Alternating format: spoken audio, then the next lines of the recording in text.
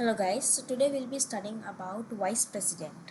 So Vice President occupies the second highest office in the country.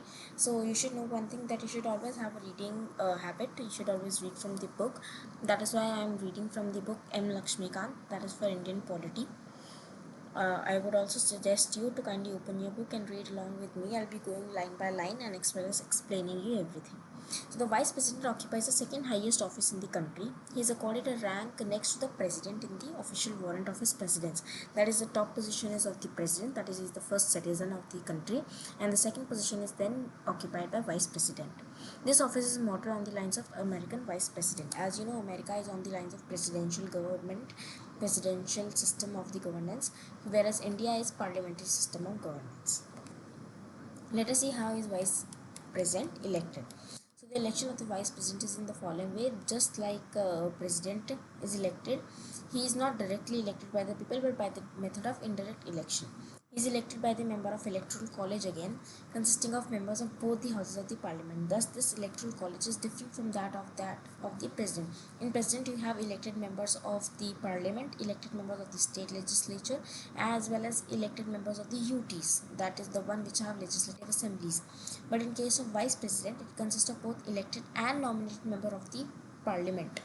In case of president, we only have elected members, but in case of vice president, we have elected as well as nominated members of the parliament. However, for the elections of vice president, we do not include the members of the state legislative assemblies. In case of president, the elected members of the state legislative assemblies are included. For this, the reason given by Dr. B.R. Ambedkar was that the president is the head of the state and his power extends both to the administration by the center as well as to the states. Consequently, it is necessary that in his election not only members of the parliament should play their role, but the members of the state legislature should also have a voice. Hence, President had in his election both states as well as the parliament involved.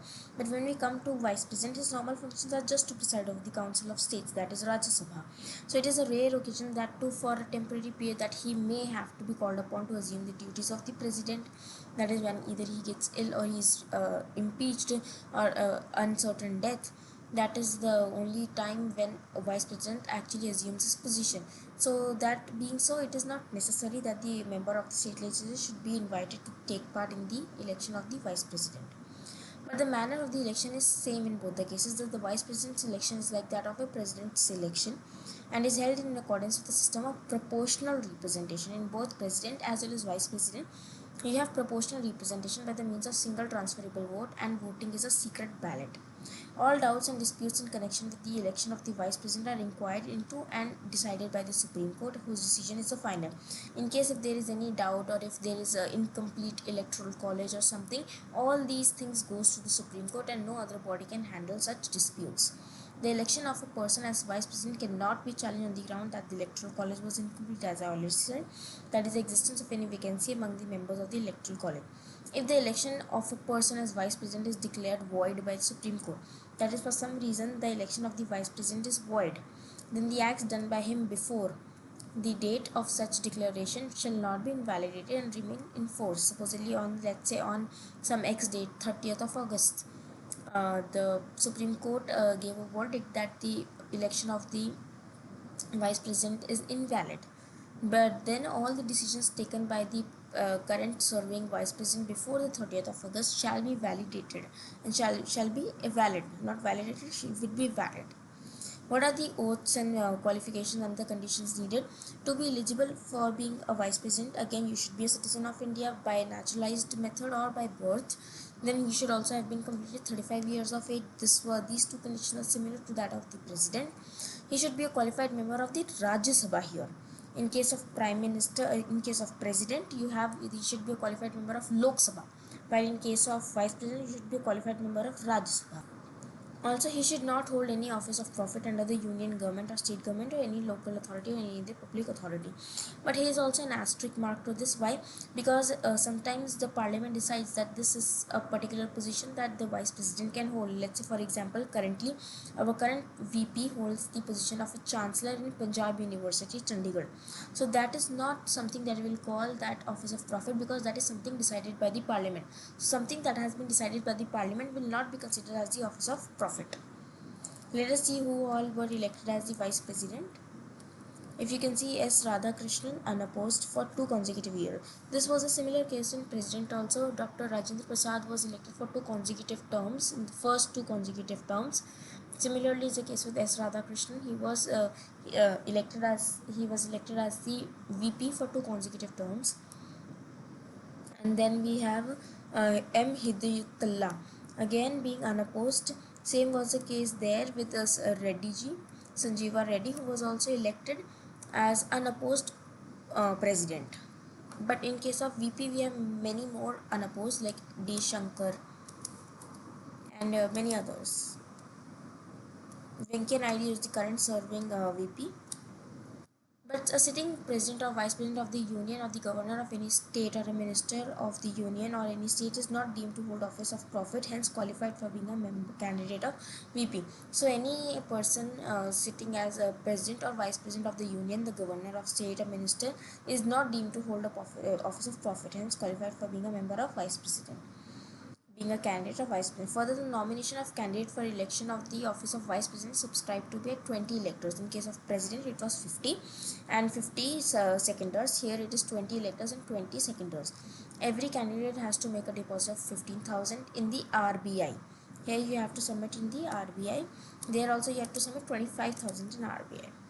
In the case of president, oath or affirmation. Before entering upon his office, the vice president has to make and subscribe to an oath or affirmation. In his oath, what does the vice president swears? To be a true faith allegiance to the Constitution of India, to faithfully discharge the duties of office. The oath of the office of the vice president is administered by president or some person appointed on behalf of him. So in case of president, the oath is administered by CGI, and in case CGI is not there, so that will be administered by the senior most judge of the uh, Supreme Court. Whereas in this case, VP's oath is administered directly by the president, or in case if the president is unable to administer the oath, a person might be appointed by him in the delegation. He or she can administer the vice president's oath. Condition of office. The Constitution lays down the following 2 conditions of the office of the Vice President: that he should not be a member of either house of a Lok Sabha of the state legislature. If in any case he is elected Vice President, he is deemed to have vacated his seat in the House on the date on which he enters upon his office as a Vice President. That is, he cannot be a member of Parliament or state legislature. And in case if he is still a member, then he deems to be vacated. He deems to have vacated that particular seat. He should not hold any other office of profit. That are the 2 conditions that for a condition of office for Vice President. What are the term and vacancies? The Vice President holds office for a term of 5 years from the date on which he enters upon his office.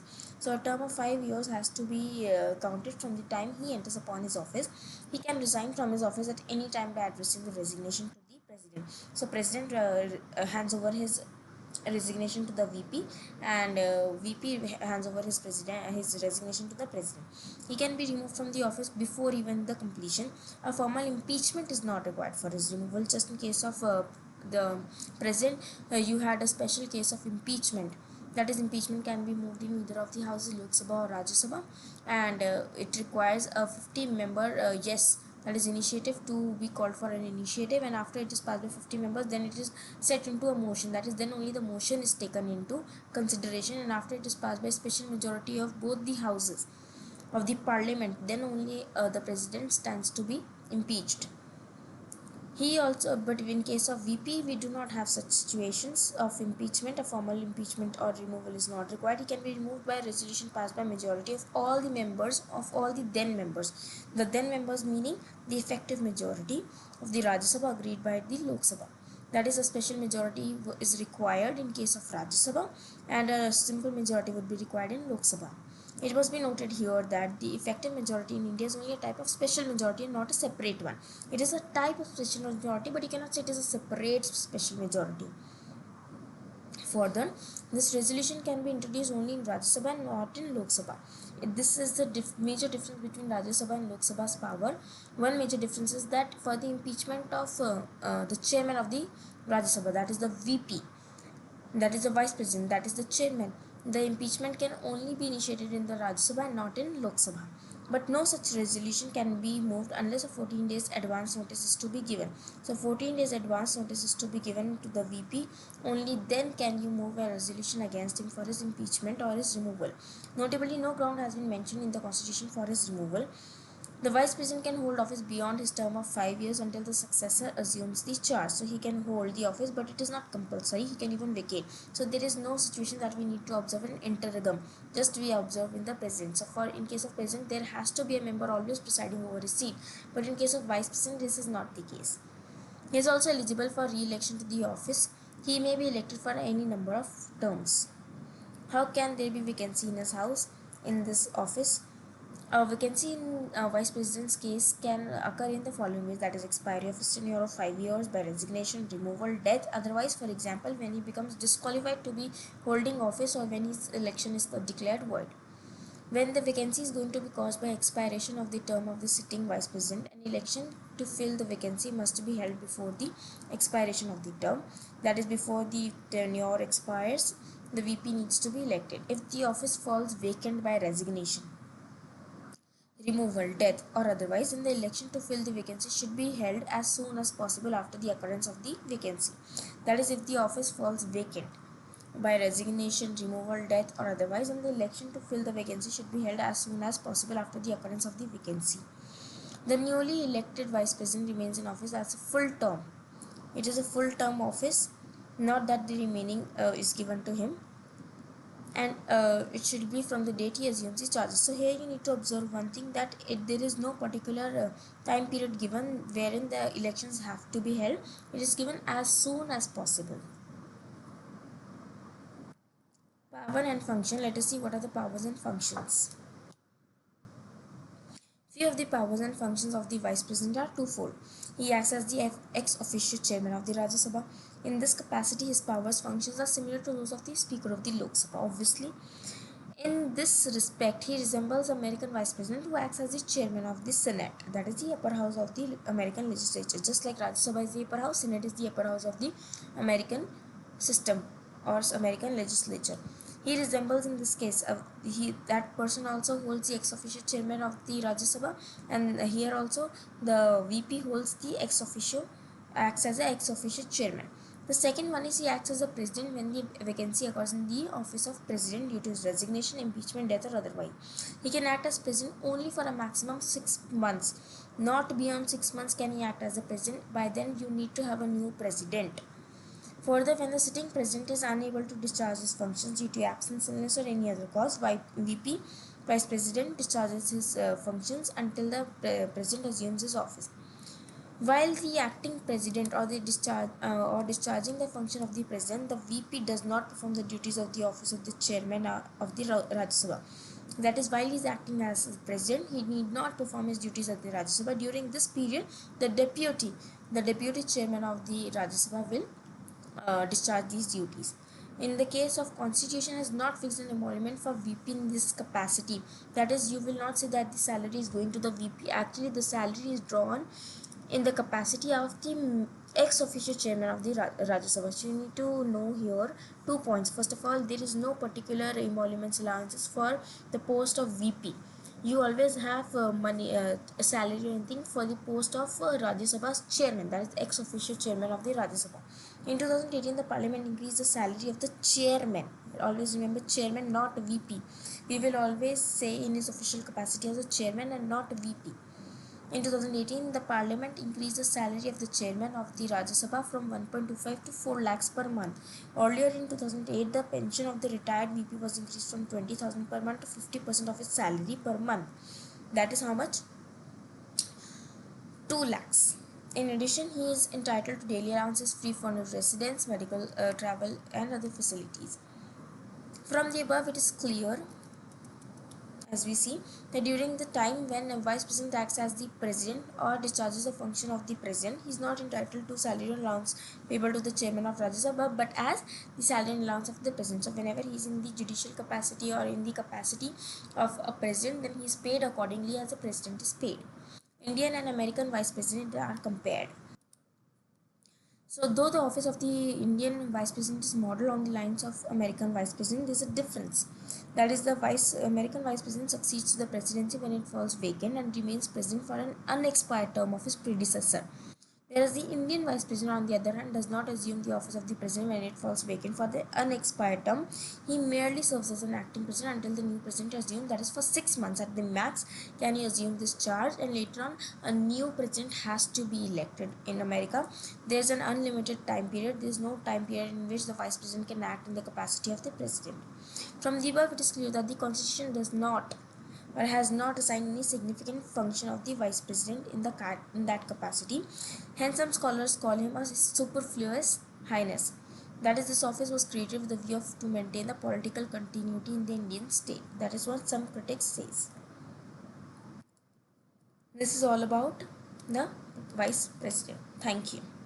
So also we can see some of the article 63 talks about vice president of India, and then you have vice president to be ex officio chairman of the council of states.